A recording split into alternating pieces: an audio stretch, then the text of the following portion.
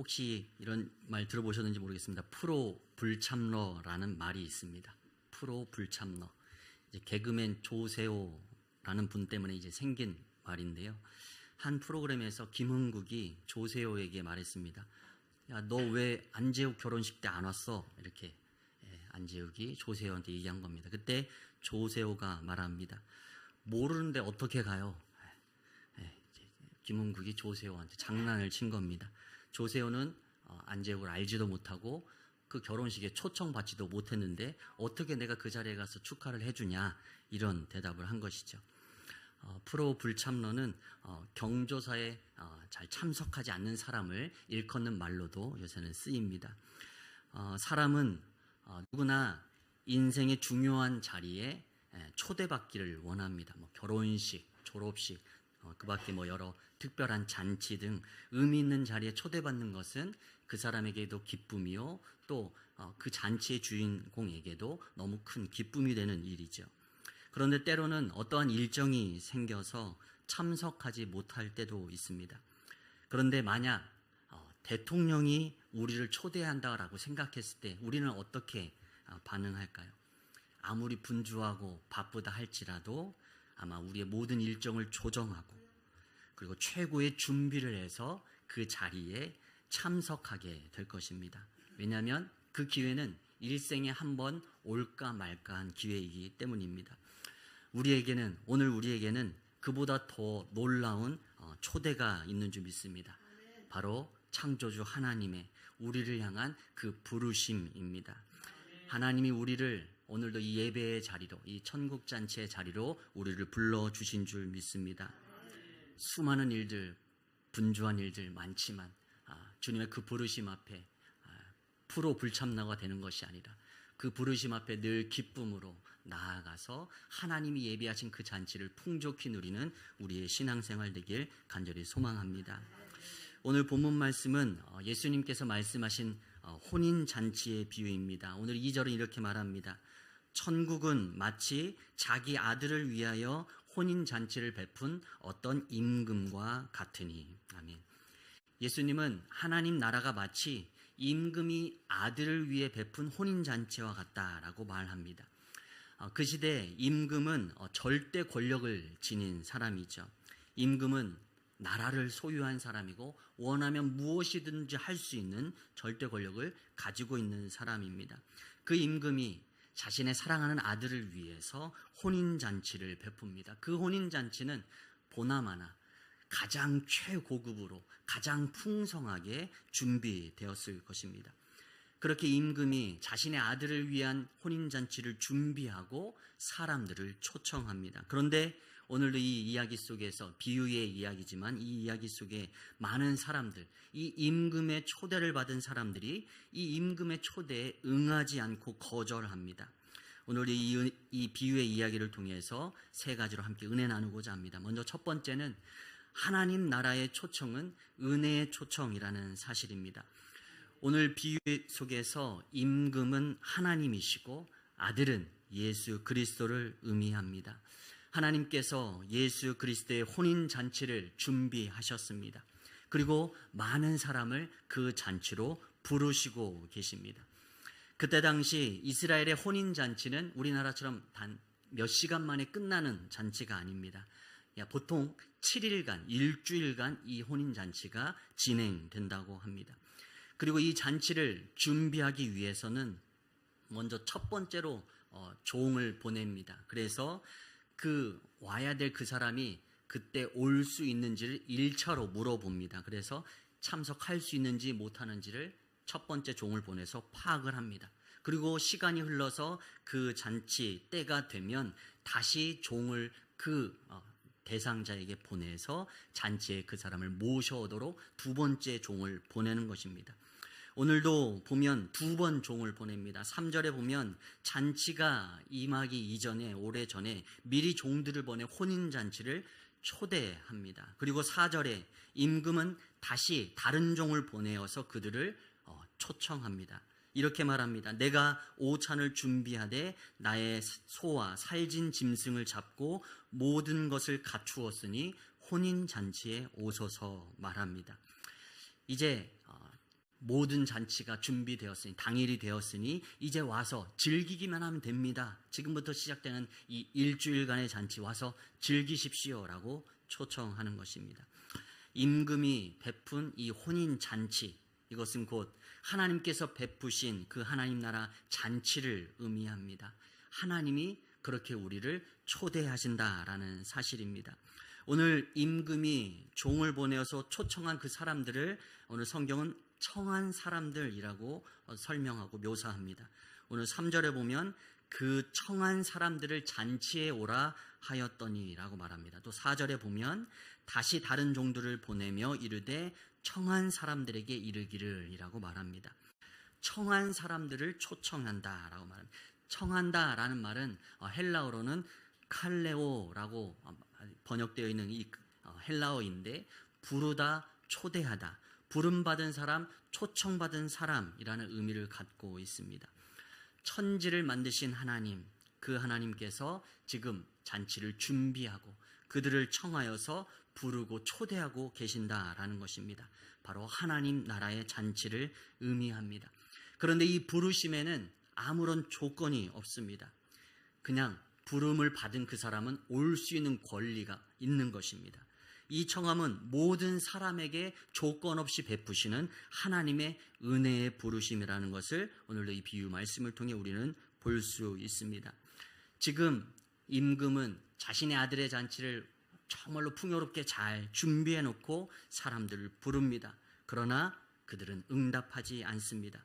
그리고 이후 이 임금은 종들에게 명하여서 이제는 사거리로 나가서 사람들을 만나는 대로 이 빈 잔치자리에 다 초청해서 데려와라 라고 종들에게 명령합니다. 오늘 9절에서 10절 말씀인데요, 제가 읽겠습니다. 내 거리 길에 가서 사람을 만나는 대로 혼인잔치에 청하여 오라 한데 종들이 길에 나가 악한 자나 선한 자나 만나는 대로 모두 데려오니 혼인잔치에 손님들이 가득한지라. 아멘. 오늘 이 말씀에서 첫 번째 부르심, 이 첫 번째 부르심을 받은 자들은 유대인들을 의미합니다. 예수님은 먼저 그들에게 첫 번째로 부르셨습니다. 예수님은 공생의 이 3년 기간 이방인의 땅으로는 잘 가지 않으셨습니다. 대부분 이 공생의 3년 동안 유대인들을 하나님의 자녀로 만들기 위해서 지금 선포하는 이 복음을 듣고 천국의 백성이 되게 하시고자 이 공생의 3년 대부분을 유대 땅에서만 사역하셨습니다. 그리고 예수님은 12제자를 보내실 때에도 이스라엘의 잃어버린 자들을 향하여 가라라고 명령하셨습니다. 예수님도 12명의 제자들도 이방인의 땅으로는 가지 않고 먼저는 유대인들에게 그 복음을 전했습니다. 그러나 유대인들은 그 하나님의 부르심 앞에 하나님 나라를 거절하고 그 복음을 거절했습니다. 오순절 성령 강림 사건 이후로도 복음은 예루살렘 안에서만 전파됩니다. 그럼에도 불구하고 유대인들은 계속적으로 그 복음을 거절합니다. 야고보가 순교하고 스데반 집사가 순교했습니다. 하나님은 먼저 하나님의 백성으로 택함받은 유대인들을 하나님 나라의 주인공이 되게 하고자 그들을 먼저 부르셨습니다. 그러나 그들이 그 초청을, 그 부르심을 거절했습니다. 그러자 이제 하나님은 그 복음이 예루살렘 땅뿐만 아니라 이스라엘 땅 유대인들뿐만 아니라 이방인에게까지 전파되게 하십니다. 예루살렘에서 핍박받은 그리스도인들이 세계 방방 곳곳으로 흩어져서 유대인뿐만 아니라 이방인에게도 복음을 전하게 하십니다. 그리고 이방인 선교의 전초적 기지인 이 안디옥 교회에서 많은 열매가 맺혀지게 하십니다. 하나님은 그렇게 이 땅의 모든 이들을 차별 없이 부르시고 초청하시는 하나님이신 줄 믿습니다. 우리가 어떠한 조건을 갖추고 있기에 하나님 보시기에 무엇인가 더 예쁘고 사랑스러운 모습이 있기 때문에 우리를 부르신 것이 아니라 하나님은 이 세상 그 모두를 구원하길 원하시기 때문에 우리 모두를 부르시고 청하고 계신다라는 사실입니다. 그리고 그것은 바로 하나님의 은혜입니다. 하나님은 오늘도 이 비유 속에 등장하는 임금처럼 풍성한 하나님 나라 잔치를 준비하시고 우리 모두를 그 은혜의 자리로 초청하십니다. 오늘도 이 하나님의 은혜 앞에 반응하는 우리가 되길 간절히 소망합니다. 우리가 복음을 핵심에 그 요약하고 압축하면 한 구절만 남는다면 뭘 남길 거냐라고 했을 때 우리가 이 요한복음 3장 16절을 흔히 말합니다. 우리 같이 한번 복음의 핵심인 요한복음 3장 16절 같이 한번 읽겠습니다. 시작.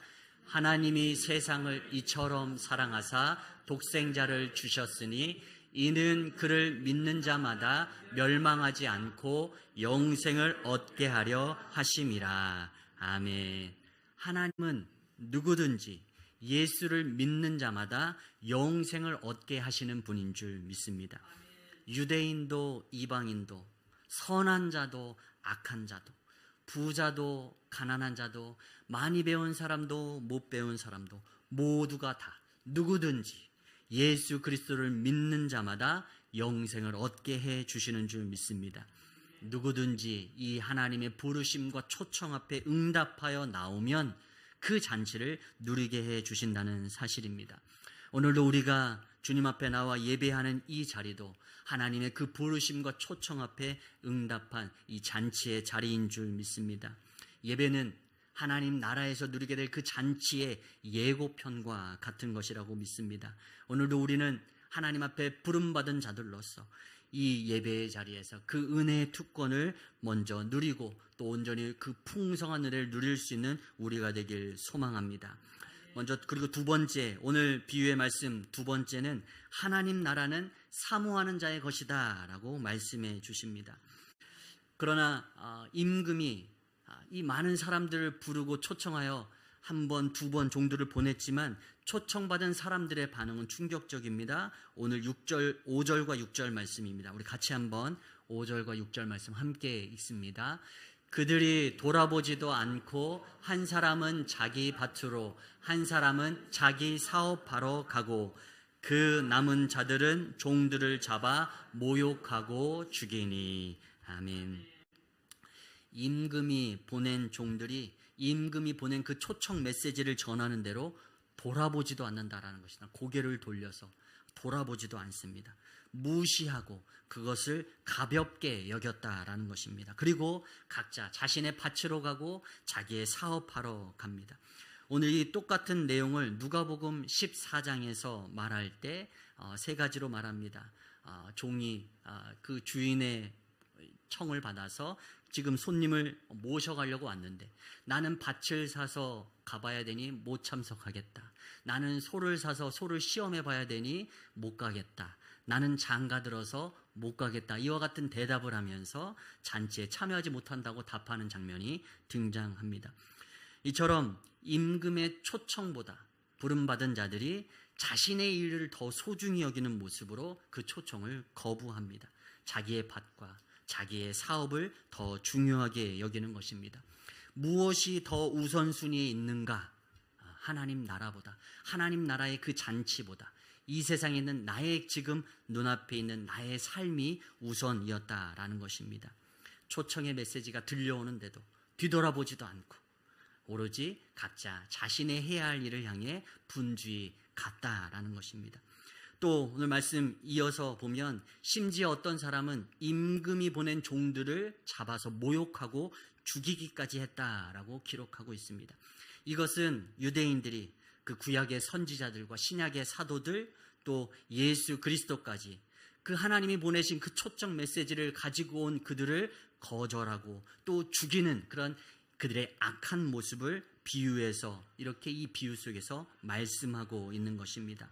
유대인들은 하나님의 그 은혜의 초청을 무시하고 가볍게 여겼습니다. 결국 임금이 분노하여서 그 동네에 군대를 보내서 그 사람들을 진멸하고 그 동네를 불살렀다 말씀합니다. 유대인들은 이 비유의 말씀대로 하나님의 심판을 받게 됩니다.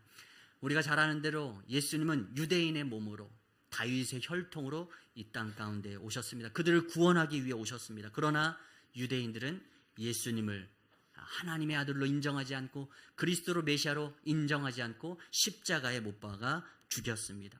결국 하나님이 보내신 그 구원의 초청장을 거부한 것입니다. 결국 이스라엘은 그 바벨론 포로에 쓴 그 기억을 갖고 있는 그 이스라엘은 다시 한번 AD 70년경 로마의 장군 티투스 장군에 의해서 예루살렘은 다시금 멸망하게 됩니다. 예루살렘 성벽이, 예루살렘 성전이 파괴되어 하나님의 심판을 받게 됩니다.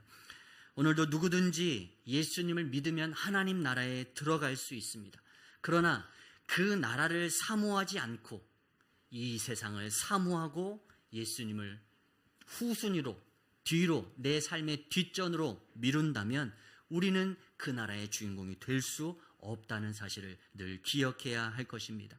우리는 신앙생활을 하고 있습니다. 그러나 어떠한 모습으로 신앙생활을 하고 있는지 한번 돌아보길 소망합니다. 오늘도 우리를 위해 하나님은 하나님 나라의 그 풍성한 잔치를 준비하시고 우리를 초청하고 계시지만 그 하나님의 초청을 무시하고 가볍게 여기고 늘 하던 대로 내가 해야 될 일 밭으로 가고 내가 해야 될 일 그 사업을 하러 가고 분주히 이 세상 다른 일들에 힘쓰고 분주히 나아가고 있는 우리의 발걸음은 아닌지 돌아보길 소망합니다. 하나님 나라에 들어가는 자는 그 하나님 나라를 그 어떤 것보다 사모하는 자가 그 나라에 들어가게 되는 줄 믿습니다. 사모하고 사랑하면 그것이 우리의 삶의 최우선순위가 됩니다. 연애 때에 남자들은 잘 질문 안 하는 것 같은데 여자분들이 남자분들에게 자주 하는 질문이 있습니다. 이런 질문입니다. 이런 유의 질문입니다. 일이 중요해? 내가 중요해? 네. 친구가 중요해? 내가 중요해? 축구가 중요해? 내가 중요해? 당구가 중요해? 내가 중요해? 뭐든지 이제 이게 비교가 되는 겁니다. 사랑한다면 그 어떤 것보다 내가 우선되길 원하는 그 마음이 표현되는 것이죠. 여기에 남자 어떻게 대답해야 될까요? 답은 정해져 있습니다. 네. 네. 당연히 당신이지. 이렇게 이 대답 안 나오면 바로 이제 싸움, 이제 지난한 고난의 시간이 시작되는 것입니다.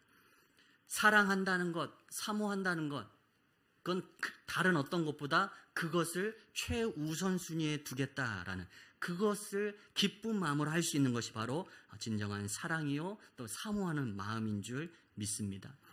오늘도 우리가 하나님을 사랑하고 사모한다면 우리가 하나님 나라를 그토록 사모한다면 이 세상 그 어떤 것보다 하나님 나라를 우선해야 됨을 오늘도 이 말씀 우리에게 말씀해 주고 있습니다.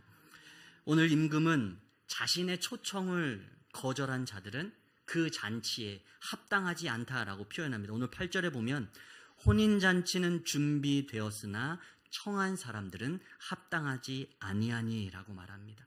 여러 가지 자신의 일들로 분주한 자들은 하나님 나라 이 잔치에 합당하지 않다라는 것입니다. 들어와서 그 잔치를 누릴 자격이 없다는 것입니다. 그리고 사거리로 나가서 만나는 모든 사람들을 초청하여 잔치로 데려오라고 종들에게 명합니다. 우리가 생각해 보았을 때 이 사거리는 어떤 곳입니까?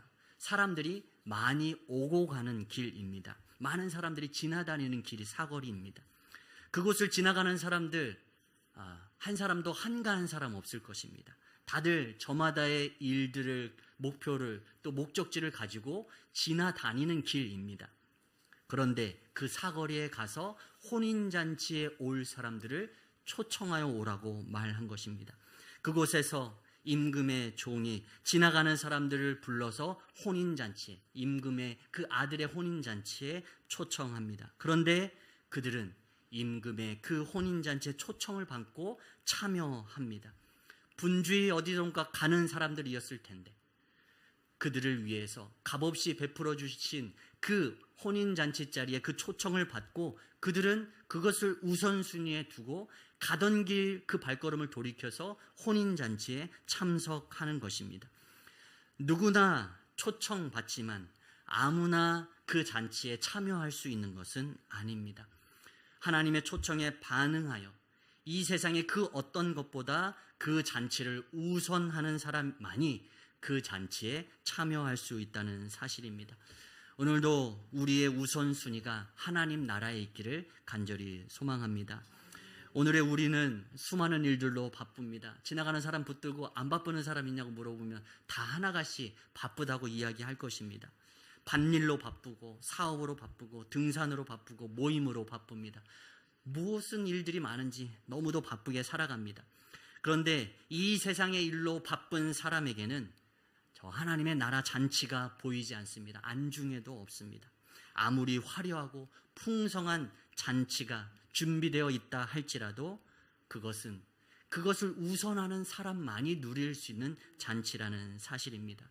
천지를 창조하신 하나님께서 베푸신 그 하나님 나라의 그 잔치 자리가 우리의 삶의 최우선순위가 되길 간절히 소망합니다. 내 일이 우선이 아니라, 내 일이 중요한 것이 아니라, 내 일이 급한 것이 아니라 하나님의 나라를 먼저 우선할 수 있는 우리가 되길 간절히 소망합니다. 하나님 나라를 사모하여서 하나님 나라를 최우선순위에 두어서 진실로 하나님이 베푸신 그 기쁨의 하나님 나라 잔치를 날마다 누리는 여러분 모두 되시길 간절히 축원합니다.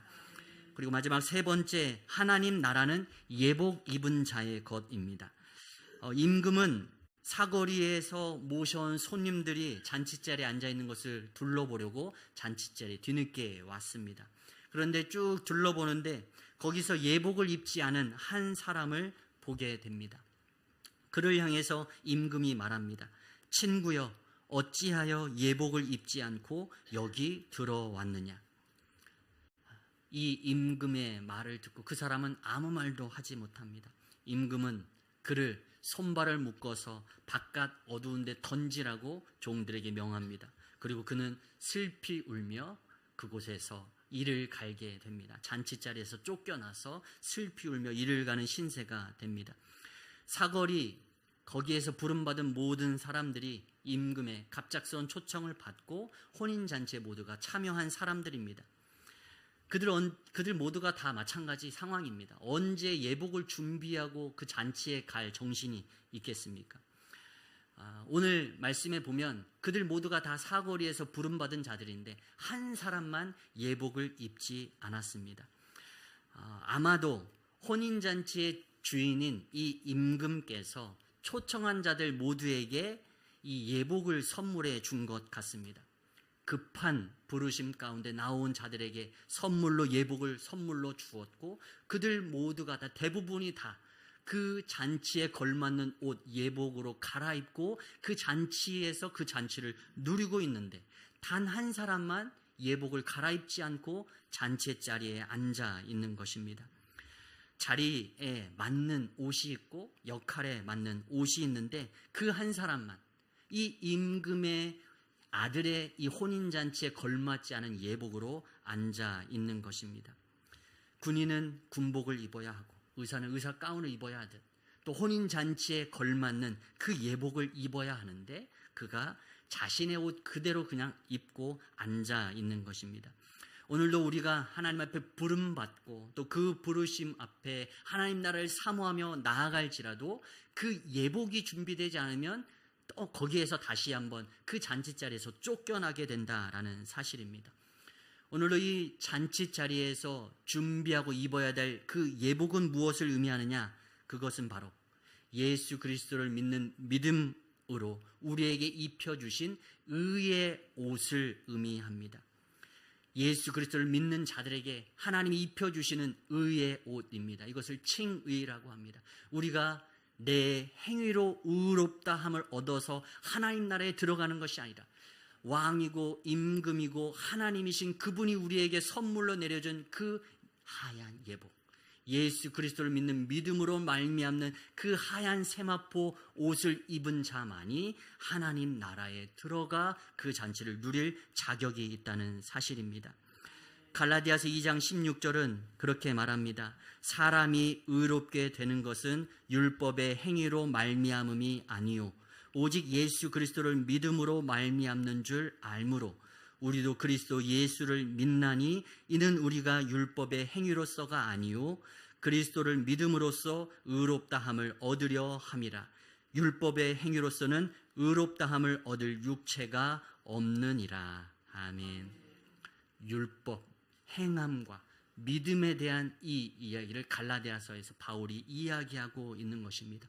오늘 이 비유 속 자신의 옷을 벗지 않고 왕이 준, 임금이 준 예복을 입지 않고 자신의 옷을 입고 있는 이 사람은 아마도 내가 저 예복이 아니더라도 내 이 옷이 괜찮다고 생각했던 사람일 것입니다.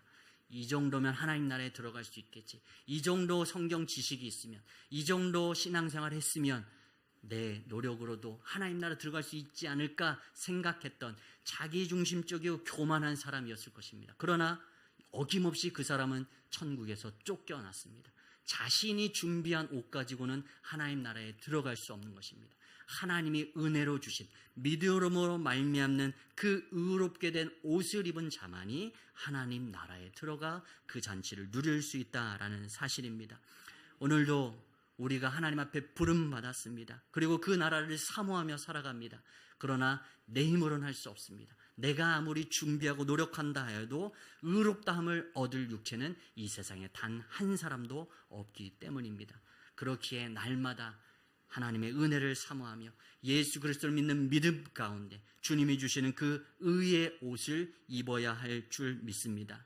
오늘도 예수 그리스도를 붙드는 그 믿음으로 우리를 죄사함 얻게 하시고 우리를 의롭다 하시는 그 은혜의 능력을 힘입어서 하나님 나라에 나아가는 우리가 되길 간절히 소망합니다.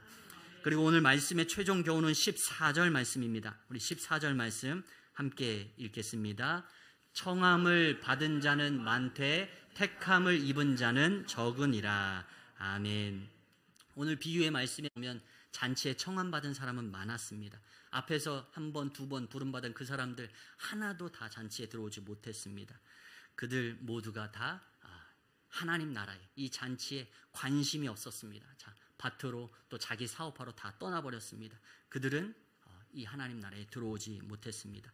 또한 사거리에서 청함받은 사람도 마찬가지입니다. 그 중에서도 하나님 나라 잔치를 누리지 못한 사람이 있었습니다. 예복을 입지 않은 사람이었습니다. 믿음으로 의롭다함을 얻은 사람만이 잔치에 참여할 수 있는데 그 사람은 예복을 입지 않아서 쫓겨났습니다. 하나님은 우리 모두를 하나님 나라로 초청하고 계십니다. 그러나 아무나 하나님 나라에 들어오도록 허락하지는 않으십니다. 청함을 받은 사람은 많습니다. 누구든지 내게로 나아오라. 주님은 말씀하십니다. 모든 자를 초청하십니다. 그러나 아무나 그 나라에 들어가는 것은 아닙니다. 예수 그리스도를 믿는 자, 또 그 나라를 사모하는 자가 그 나라에 들어갈 수 있다는 사실입니다. 우리에게 하나님께서 은혜로 그 구원의 길을 열어주셨습니다. 내가 내 죄에 대한 대가를 내가 치러야 되지만 하나님은 내가 그 대가를 치룰 수 없으니 하나님은 예수 그리스도를 이 땅 가운데 보내셔서 자신의 독생자 예수 그리스도를 십자가에 내어주심으로 그것을 믿는 믿음 가운데 죄사함을 얻고 의롭게 되는 그 놀라운 구원의 길을 우리 가운데 열어주신 줄 믿습니다. 우리는 너무도 쉽게 믿는 것 같지만, 그래서 너무도 그것이 하찮게 여겨지지만 결코 그렇지 않습니다. 하나님은 우리의 그 구원의 길을 여시기 위해서 가장 값비싼 것, 어찌 보면 하나밖에 없는 외아들 예수 그리스도를 십자가에 내어주시는 그 값비싼 대가를 치르셔야만 했다는 것을 우리는 늘 잊지 않길 소망합니다. 우리는 거저 얻는 것 같은 선물과 같은 너무도 쉬운 것이지만 하나님은 그 길을 우리에게 주시기 위해서 우리가 생각할 수 없는 고통을 또한 그 각오를 하셨다라는 사실입니다. 우리가 받은 이 은혜를 가볍게 여기지 않길 원합니다. 하나님이 우리를 위해서 이 땅에 인간의 몸을 입고 오셔서 십자가에 못 박혀 죽으셨습니다. 그것을 믿어야 우리가 구원받습니다. 그러나 우리는 그것이 너무도 쉽다 하여서 그것을 너무도 경히 여기고 때로는 이 땅에 우리의 일들에 분주히 발걸음을 내딛고 그것에 우선하며 삶을 살아가고 있지는 않은지, 그 은혜를 저버리고 그 은혜를 값싸게 여겨버린 채 우리가 우리의 삶을 이 땅에 하느라 분주히 살아가고 있지는 않은지 돌아보고 또 회개하는 이 시간 되길 간절히 소망합니다. 오늘도 하나님 우리를 부르고 계십니다. 오늘도 우리를 향하신 그 하나님의 초청 앞에 온전히 반응하여서 하나님의 택함 받은 자가 되어 진실로 그 하나님 나라를 누리는 그 천국 잔치의 주인공 되는 여러분 모두 되시길 간절히 축원합니다. 아멘.